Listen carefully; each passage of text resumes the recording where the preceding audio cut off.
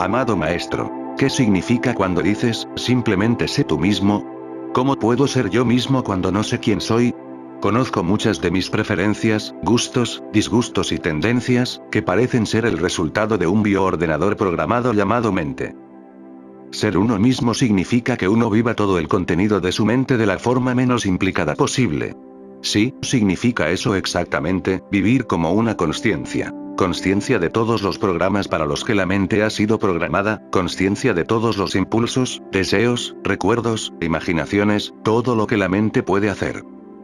Uno no tiene que ser parte de ello sino separarse, tiene que verlo pero sin ser parte de ello, observarlo. Y esta es una de las cosas más esenciales a recordar, que no puedes observar tu capacidad de observación. Si observas tu capacidad de observar, entonces tú eres el observador, no lo observado. Por eso no puedes ir más allá de la observación. El punto que no puedes trascender es tu ser. El punto del que no puedes ir más allá eres tú. Puedes observar fácilmente cualquier pensamiento, cualquier emoción, cualquier sentimiento. Solo hay una cosa que no puedes observar, tu capacidad de observación. Y si te las arreglas para observarla, eso significa que has hecho un cambio. La primera observación se ha convertido en un pensamiento y ahora eres el segundo observador. Puedes seguir yendo hacia atrás, pero no puedes salir de la observación, porque eso eres tú. No puedes ser de otra forma. Por eso cuando digo, simplemente sé tú mismo, te estoy diciendo, no, simplemente sé consciencia no condicionada, no programada. Así es como viniste al mundo y así es como la persona iluminada deja el mundo. Vive en el mundo pero permanece totalmente separada. Uno de los grandes místicos, Kabir, tiene un poema muy hermoso al respecto. Todos sus poemas son simplemente perfectos. Nada puede mejorar. Uno de sus poemas dice, yo devolveré el alma que se me dio en el momento de nacer tan pura, tan limpia, como me fue dada. Yo la devolveré así cuando muera. Está hablando de la consciencia, que ha permanecido impoluta. Todo el mundo estaba allí para polucionarla, pero él ha permanecido en la observación. Todo lo que necesitas es simplemente observar, y nada te afectará. El hecho de que nada te afecte mantendrá tu pureza, y la pureza ciertamente tiene la frescura de la vida, la alegría de la existencia, todos los tesoros de los que estás dotado. Pero te apegas a las pequeñas cosas que te rodean y olvidas lo que eres. Es el mayor descubrimiento de la vida y la peregrinación más extática hacia la verdad. Y no te hace falta ser un asceta, no tienes que ser antivida, no tienes que renunciar al mundo e irte a las montañas. Puedes estar donde estás, puedes seguir haciendo lo que haces. Solo hace falta añadir una cosa más. Hagas lo que hagas, hazlo con consciencia, incluso el más pequeño acto del cuerpo o de la mente. Y con cada acto de consciencia te harás consciente de la belleza y del tesoro y de la gloria y de la eternidad de tu ser. Amado oso, dices que la libertad es el mayor valor para ti. También dices que tu actitud ante la vida es el abandono. Me parece que has usado tu libertad para escoger renunciar a la libertad de elegir y dejar que la existencia se haga cargo de ti. ¿Es la libertad última en realidad una esclavitud total? No, yo no he elegido nada. Yo no he elegido, desde mi libertad, permitir que la existencia se haga cargo de mí. La libertad es sin elección. En libertad, yo he descubierto, no he elegido. Con los ojos libres, con la consciencia libre, he descubierto que la forma de funcionar que tiene la existencia es abandonarse. No ha sido una cuestión de elección, de si estar en la existencia o no. No fue una disyuntiva entre una cosa y otra, sino la toma de conciencia de que esta es la única forma de funcionar que tiene la existencia. Yo me relajé en ello. Las personas que no viven una vida de abandono son electores porque van contra la naturaleza, contra la existencia. Tienen que elegir. El ego es el elector.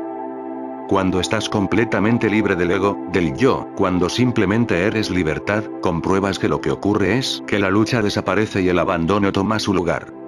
No eres más que un observador. Si lo eliges, entonces no te estás abandonando. ¿Cómo puede ser un abandono si lo estás eligiendo? Ocurrió que un hombre vino a Gautama Buda y quería rendirse a sus pies. Buda le miró y le dijo, no puedes rendirte. Él preguntó, ¿por qué? Se le permite a todo el mundo menos a mí, ¿por qué me descalificas? Buda se rió y dijo, no se trata de una descalificación. La naturaleza de la rendición es tal que tú no puedes hacerlo, es algo que ocurre. Si lo haces, es un hacer, no es una rendición. Y si lo haces, lo puedes retirar. Nunca es total, no estás fuera de ello. Fue tu acción, y puedes decidir lo contrario en cualquier momento, no más rendición. Pero si ocurre, entonces se lleva la totalidad de ti, todo tú, sin dejar nada atrás que pueda hacer algo contra ello. Cosas simples. Pero se complican porque nuestra mente está acostumbrada únicamente a hacer. Y estas no son cosas de la mente. Rendición, abandono, no son cosas de la mente. Para la mente es imposible pensar en ellas. Puede estar de acuerdo en rendirse, puede estar de acuerdo en soltar, pero tiene que ser la maestra, la que lo hace, y tiene que ser un acto. Y ahí es donde todo va mal. La rendición se hace de una vez y para siempre. Soltar es de una vez para siempre, de la misma forma que la muerte es de una vez para siempre, porque no queda nada que pueda cambiar el curso de las cosas. Todo ha quedado incluido. Tú ya no estás allí para cambiar de opinión. El otro día me mostraron una afirmación de Ragen, uno de mis terapeutas, que está haciendo todo el daño que puede. Su afirmación era: hasta ahora estaba ayudando a Oso en su trabajo por medio de la rendición. Ahora él me ha dado la libertad. Seguiré haciendo su trabajo, pero mi labor será diferente. Mi trabajo será ayudar a la gente a liberarse de Oso. Para empezar, si realmente se hubiera rendido, no habría vuelta atrás. Ya no puedes hacer nada al respecto. Ha ocurrido, te has disuelto. En segundo lugar, yo no puedo darte la libertad, porque si pudiera dártela, también podría quitártela. La libertad tiene que ser un logro tuyo, y tiene que llegar por sí misma, a través de la rendición. La rendición florece en la libertad, porque en la rendición el yo se va, y todo el infierno que el yo crea desaparece. Entonces toda tu energía está disponible para florecer.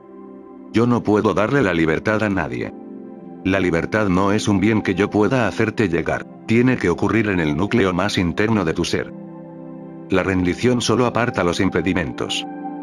Solo rindes aquello que bloquea el camino e impide que la libertad llegue hasta ti. Por eso, también se equivoca en el segundo punto. Y en el tercero se muestra muy estúpido, diciendo que ahora su trabajo será ayudar a la gente a liberarse de Oso. Todo el mundo está libre de mí, eso no es ayudarles. Pero lo que quiere decir. Él ahora persuade a los sannyasins de que no sean sannyasins. Y cree que ayuda a la gente a conseguir un estado de libertad. Hay cosas que sencillamente ocurren. Soltar no es una acción de tu parte, sino solo una comprensión del hecho de que el universo solo funciona de esta forma, y si tú no funcionas así, te vas a sentir miserable. No estás siendo castigado, simplemente estás siendo estúpido.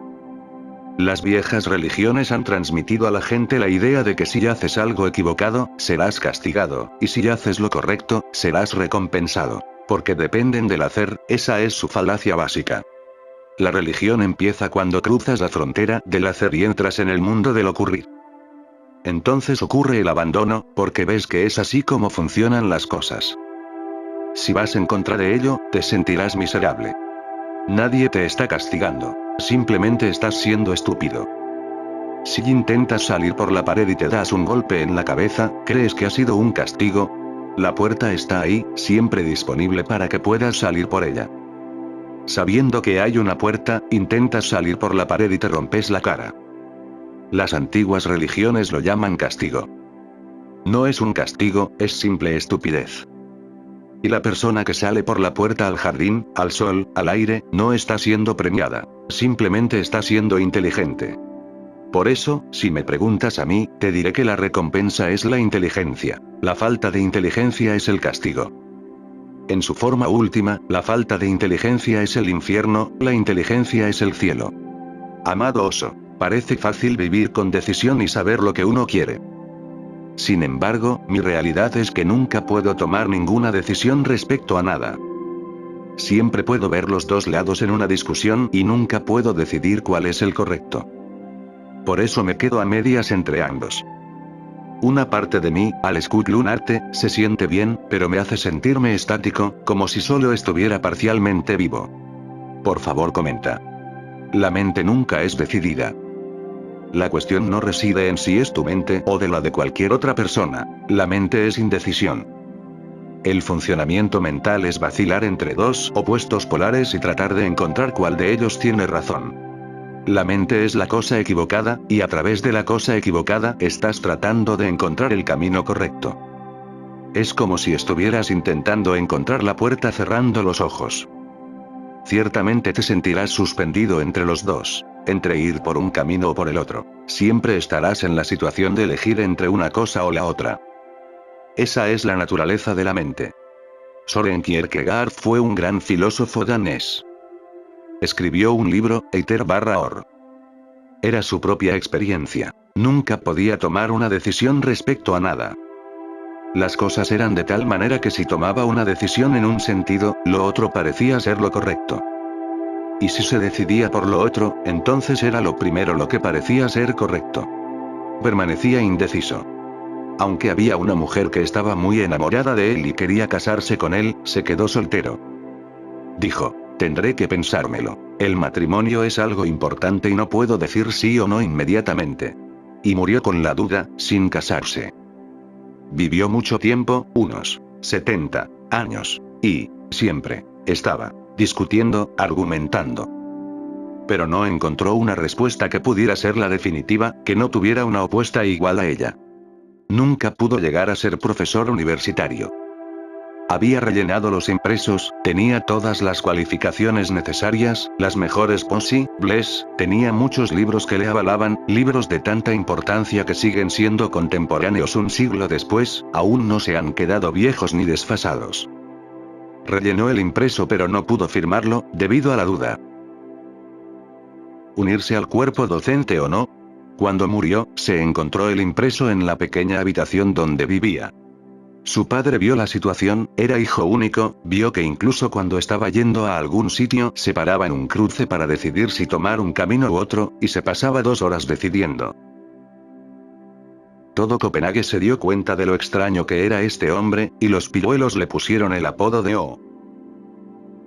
Y se lo gritaban cuando le seguían por la calle. Antes de morir, su padre liquidó todos sus negocios, reunió el dinero, lo depositó en una cuenta bancaria y dispuso que cada primero de mes Kierkegaard recibiera cierta cantidad, así al menos podría sobrevivir el resto de su vida. Y te vas a quedar sorprendido. Cuando volvía a casa un primero de mes, después de llevarse la última asignación de dinero, ya se le había acabado todo, se cayó muerto en la calle. Con la última asignación. Era lo que tenía que hacer. ¿Qué otra cosa podía haber hecho? ¿Qué haría después de ese mes? Y como los chiquillos y otra gente le acosaban y le insultaban, solo salía una vez al mes, el primero de cada mes, para ir a la oficina de correos. Pero ahora que no le quedaba nada, el mes siguiente no habría tenido dónde ir. Escribía libros pero no tenía la decisión necesaria para publicarlos. Dejó todos sus libros sin publicar. Son de un valor tremendo. Cada libro demuestra su profunda penetración intelectual en las cosas. Ha ido a la raíz, a cada pequeño detalle de cada tema sobre el que ha escrito. Un genio, pero un genio de la mente. Este es el problema que presenta la mente. Que no es tu problema, y cuanto mejor sea tu mente, mayor será tu problema. Las mentes menores no se encuentran con tantos problemas. La mente del genio es la que descubre los polos opuestos y no puede elegir. Se siente en un limbo. Lo que yo os he estado diciendo es que la naturaleza de la mente es estar en un limbo.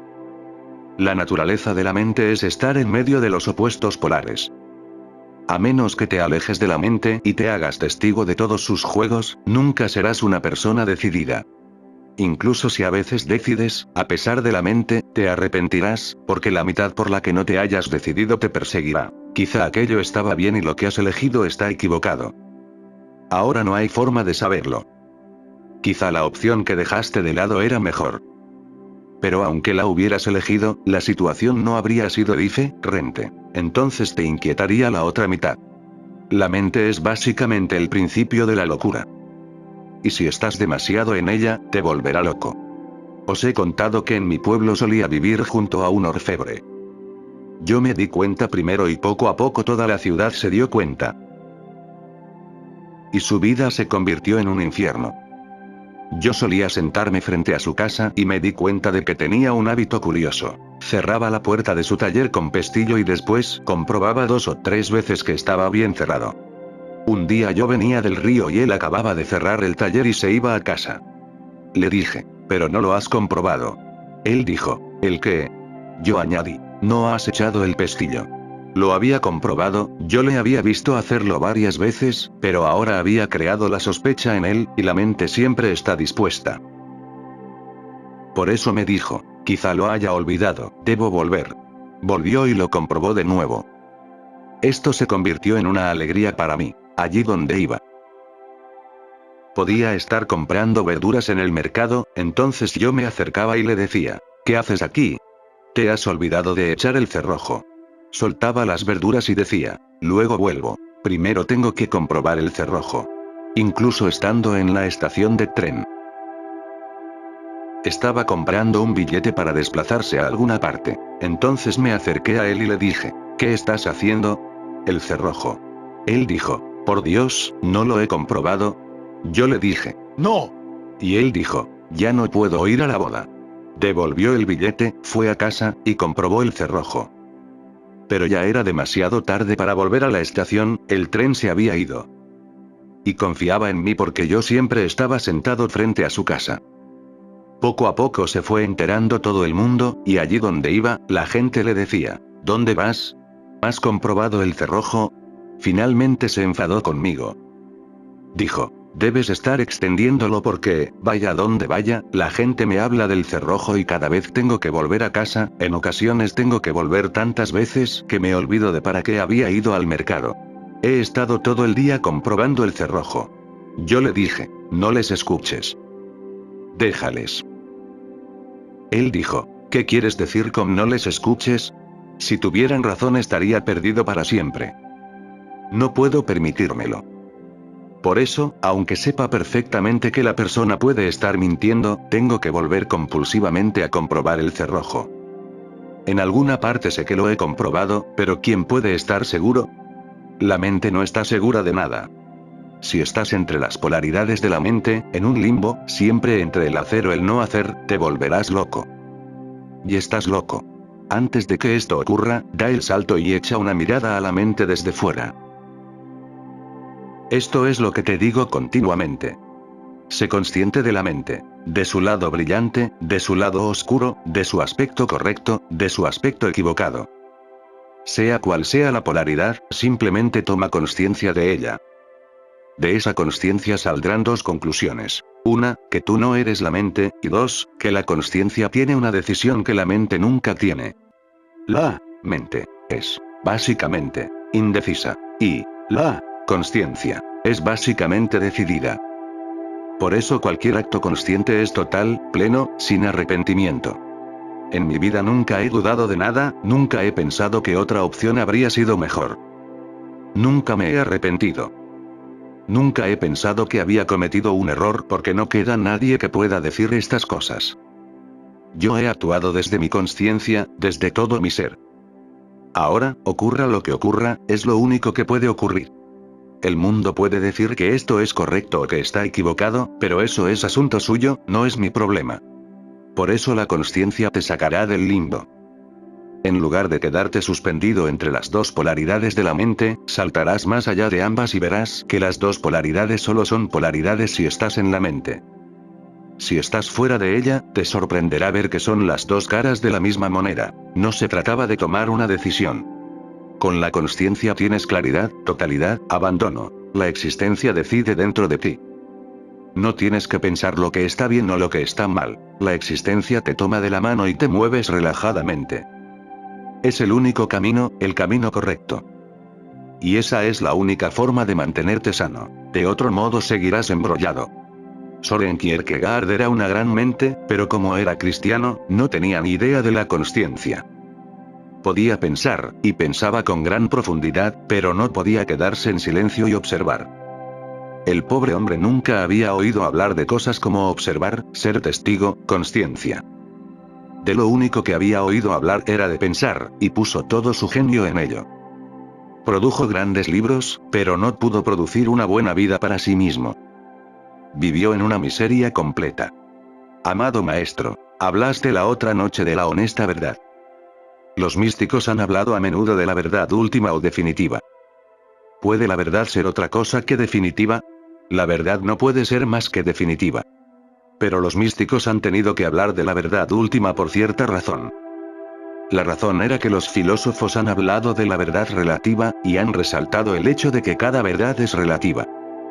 En este siglo, Albert Einstein llevó el concepto de relatividad a las verdades científicas, que, antes, se consideraban definitivas, devinieron relativas.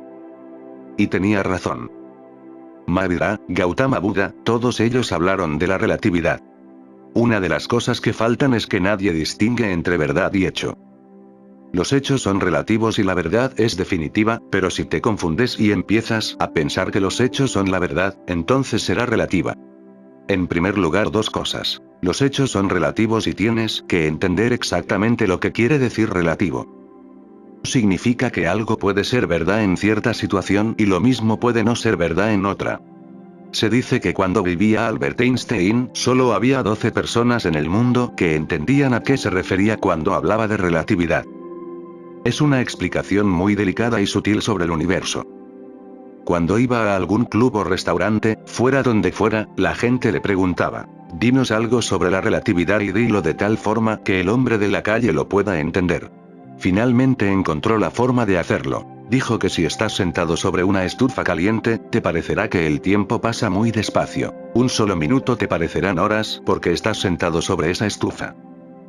Tu estado cambia la concepción que tienes del tiempo. Pero si estás sentado con tu novia, pueden pasar horas y parecerte que solo han pasado segundos.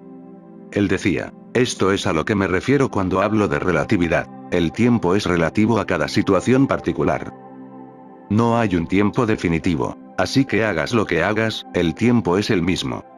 Siempre se ha sabido que cuando eres feliz el tiempo pasa deprisa y cuando eres desgraciado, el tiempo pasa muy despacio.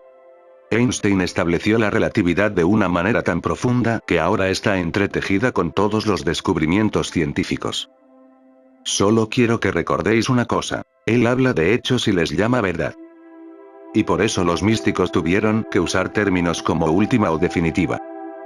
Quieren expresar que hay una experiencia que está más allá de la relatividad. Eso es lo que quieren decir, la verdad es definitiva. Por ejemplo, lo que yo he experimentado en estos últimos 35 años en distintas situaciones ha sido lo mismo, y sé que ni siquiera en el momento de mi muerte será diferente. Esto es la verdad, lo que permanece igual, pase lo que pase a su alrededor. El centro del ciclón. Pero el mundo está lleno de hechos y los hechos son relativos. Tiene que quedar muy claro para los científicos que Einstein no estaba hablando de la verdad sino de hechos. Pero para la ciencia no hay otra verdad que la que ellos descubren. No aceptan la verdad del místico, porque el místico no puede ponerla delante del científico para que éste pueda diseccionarla y descubrir de qué está constituida, sus medidas, su peso y cosas así. Es una experiencia, y es totalmente subjetiva. No puede hacerse objetiva. Por eso, si insisten en llamar verdad a los hechos, tenemos que decirlo de esta forma. Las verdades objetivas son relativas y la verdad subjetiva es siempre definitiva. Pero para no mezclar las cosas, los místicos le han llamado verdad última. Toda verdad es definitiva. Pero hay verdades científicas que solo son hechos. Por ejemplo, si estás sentado sobre una estufa caliente, la experiencia de que el tiempo pasa muy lentamente es un hecho de tu psicología, no tiene nada que ver con el tiempo. Pero nadie le dijo esto a Albert Einstein. Cuando estás sentado con tu novia y el tiempo pasa deprisa, eso tampoco tiene nada que ver con el tiempo, tiene que ver con tu mente. El tiempo tiene su propia velocidad, no cambia, si no su medición crearía una enorme dificultad. Alguien está sentado en la estufa caliente y alguien está sentado con su novia, ¿qué va a hacer el pobre tiempo? ¿Ir deprisa o ir despacio? El tiempo sigue siendo el mismo, es tu mente, tu concepto de tiempo lo que es relativo. Todas las verdades objetivas son relativas. No puedes decir que alguien es alto, esa afirmación no será correcta, porque la altura de la persona es relativa. ¿Alto en comparación con quién? Tienes que completarlo. Alguien es gordo, pero eso solo no es correcto ni es completo. Tienes que dejar claro que es más gordo que Abirbaba, o más delgado que Anando. No puedes usar términos relativos a menos que hagas una comparación. Pero solemos usarlos. Como la gente usa palabras relativas, los místicos se han visto obligados a decir verdad última. De otro modo, con decir verdad sería suficiente, porque su naturaleza intrínseca es definitiva o última. Pero este término ha de repetirse porque de otro modo hay gente que se equivocará, que se confundirá. Han oído hablar de verdades relativas y harán de tu verdad también una verdad relativa. Por eso hay que hacer una distinción. Para marcar esa diferencia se usa la palabra última, involuntariamente. Me gustaría no utilizarla porque es una repetición, una tautología. Lo último o definitivo y la verdad significan lo mismo. Puedes usar cualquier de estos dos términos, pero usar ambos es una repetición innecesaria. Mi padre insistía mucho en recibir una carta mía cada lunes mientras estuviera en la universidad. Yo le dije, si algo va mal, si hay algún problema, si caigo enfermo, te informaré. Pero no hace falta escribir lo mismo una y otra vez, no tiene ninguna justificación. Él dijo, justificación o no, no voy a entrar en tus argumentos. Después de esperar 7 días me voy sintiendo preocupado por ti. No me preocupo porque estés enfermo, me preocupo por lo que haces, por lo que está pasando. Puedes meterte en problemas en cualquier momento. Por eso cada sábado tienes que enviar una carta para que yo pueda recibirla el lunes. Si no la recibo el lunes, entonces tendré que recorrer 200 millas para ir a la universidad sin que haga ninguna falta. Entonces lo que hice fue... Tenía una carta escrita, todo me va bien, por aquí. No tengo ningún problema. No tienes que preocuparte. Y en las demás cartas solo añadí la palabra idem. Se enfadó mucho. Cuando me vio, me dijo, tengo ganas de darte una paliza. Escribir idem en las cartas. Yo le dije, esa es exactamente la situación, ¿por qué tengo que escribir lo mismo cada vez? ¿Y crees que escribo cada sábado? He pedido a una mecanógrafa que escriba la primera carta y otras 100 con el idem. Se las he dado a un compañero muy particular, porque yo podría olvidarme. Y, para que no vengas innecesariamente, y le he dicho, tienes que enviar una de estas cartas idem cada sábado. Y es una persona tan particular que cuando le dices que haga algo, lo hace. Era un estudiante que vivía en la misma residencia. Pero mi padre se enfadó mucho. ¿Has oído de alguien que va en la carta solamente idem? Espero 8 días y acabo recibiendo una carta cuyo único mensaje es idem. Ni siquiera la firma, porque la palabra idem implica que todo es igual a la primera carta. Véase la primera carta. Cuando te llega una carta idem, tienes que volver a leer la primera. La vida no es matemática, no es lógica, no es ciencia. Es algo más, y ese algo más es lo más valioso. Los místicos han llamado a ese algo más verdad última. Se les puede perdonar por llamarla última. Pero tienes que entender que le llaman última porque hay gente que dice que todas las verdades son relativas. No solo los científicos, no solo la gente que trabaja con la materia. Mahavira dice que la verdad misma es relativa, no propone una verdad última. Buda tampoco propone una verdad última. De nuevo, la dificultad reside en que Buda y Mahavira pueden ser malinterpretados cuando dicen que no hay verdad última, sino que cada verdad es relativa. Puede ser una cosa en una situación y otra cosa en otra situación, y como la verdad está relacionada con las situaciones, no puede ser definitiva. Esto va en contra de todos los grandes místicos. Solo Mahavira y Buda, 2 personas. Pero conozco a ambos y les entiendo mejor que sus propios seguidores, porque ninguno de sus seguidores ha sido capaz de encontrar el sentido de su mensaje. O todos los místicos están equivocados, o Buda y Mahavira están equivocados. Yo digo que nadie se equivoca. Mahavira dice es que la verdad tiene 7 aspectos y Buda dice que la verdad tiene 4 aspectos. En realidad ellos se están refiriendo a la expresión de la verdad. La verdad, según Mahavira, puede decirse de 7 formas distintas. Mahavira es verdaderamente un lógico. Pero lo que dice no se refiere a la verdad, ha sido malinterpretado. Lo que dice se refiere a la verdad expresada, no a la verdad experimentada. Cuando la experimentas, la verdad siempre es definitiva, pero en el momento en que la expresas, se hace relativa. En el momento que la llevas al lenguaje se hace relativa, porque en el lenguaje nada puede ser absoluto. Toda la construcción del lenguaje es relativa. Buda no es un gran lógico, por eso se detiene en 4, pero la situación es la misma. No están hablando de la verdad que se experimenta en el silencio, más allá de la mente. Sobre ella nada puede decirse. En el momento en que dices algo sobre ella, la arrastras al mundo de la relatividad y entonces todas las leyes de la relatividad le serán aplicables. Ludwig Wittgenstein, uno de mejores lógicos de esta era, quizá tenía razón cuando dijo, lo que no puede ser dicho, no debería ser dicho. Esta es una afirmación extraña.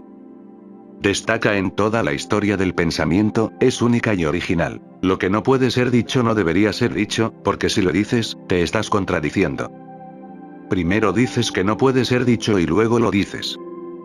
A continuación puedes expresar todo tipo de condiciones. Cuando lo digo ya no es lo mismo. Cuando lo digo, se vuelve falso. Entonces, ¿para qué decirlo? La afirmación de Wittgenstein aclara que tanto Buda como Mahavira estaban hablando de la verdad expresada, y por tanto relativa. Y los místicos que hablan de la verdad última hablan de la verdad experimentada, pero no llevada al mundo del lenguaje y de los objetos. Por eso creo que es mejor permitirles el uso de la palabra última, aunque sea una repetición, porque la mantiene separada. Amado oso, ¿no es cierto que por el hecho de poder formular una pregunta tenemos en alguna parte un indicio de la respuesta, aunque no seamos conscientes de ella? Me parece una situación paralela a la del doctor que examina a su paciente. El hecho de que el doctor plantee al paciente ciertas preguntas y no otras indica que tiene cierta idea respecto al diagnóstico. Otro tanto ocurre con la respuesta. Es verdad. Cuando planteas una pregunta, en algún lugar, en lo profundo de ti, tienes un indicio de la respuesta, pero está en las partes oscuras de tu consciencia. Por ti mismo no puedes sacarla de allí y traerla a la consciencia. La pregunta reside en la consciencia y la respuesta está en el inconsciente. Es vaga, una sombra, sin certeza, pero el indicio ciertamente está presente. La función del maestro es exactamente tal como Sócrates la definió. El maestro solo es una comadrona. Ayuda a traer todo lo que está oculto en ti a la consciencia. Cuando la pregunta desaparece, eso significa que se ha traído la respuesta del inconsciente al consciente. Hay que recordar que esta es la diferencia entre el maestro y el profesor. El profesor te dará una respuesta que no traerá tu propia respuesta desde el inconsciente. Forzará una respuesta sobre tu consciencia, reprimiendo la pregunta. Complicará la situación todavía más. En principio solo tenías una pregunta, y si hubieras esperado en silencio, si hubieras meditado, quizá la respuesta inconsciente habría salido a la superficie y la pregunta habría desaparecido. Y una vez que la pregunta desaparece, la respuesta ya no tiene relevancia. También desaparece, y solo queda un puro vacío. Pero el profesor fuerza una respuesta en tu mente y complica más la situación. Ahora tienes una pregunta y una respuesta que no ha sido capaz de disolver la pregunta, solo la ha reprimido. Y tu respuesta inconsciente aún permanece latente, esperando ser liberada para que puedas descargarte. El profesor te carga, te complica la vida. El maestro nunca te da una respuesta que te cargue. Cada una de sus respuestas es una descarga. Él trae tu propia respuesta inconsciente a la superficie, donde primero desaparece la pregunta y después desaparece también la respuesta, tras lo cual no queda ni rastro de ellas. Esto es la comunión real. Esta es una vía muy clara, un criterio que permite hacer la distinción entre el profesor y el maestro. En Occidente no parece haber distinción. En Oriente el profesor simplemente repite un conocimiento heredado. No le importas tú, le importa su propio conocimiento. El maestro no tiene nada que imponerte. Está vacío y silencioso. Tu pregunta no le da la oportunidad de imponer algo sobre ti, solo le da la oportunidad de traer tu inconsciente a la superficie. Por eso, simplemente escuchando al maestro, poco a poco irás viendo que tus preguntas desaparecen. Y lo curioso es que no tienes respuestas. La gente suele pensar que cuando desaparece una pregunta la has sustituido por una respuesta. No, cuando la pregunta desaparece realmente, la respuesta no tiene relevancia. También desaparece. Y cuando te quedas sin preguntas y sin respuestas tienes una libertad inmensa. Sin cargas. Cielo abierto. Suficiente por hoy.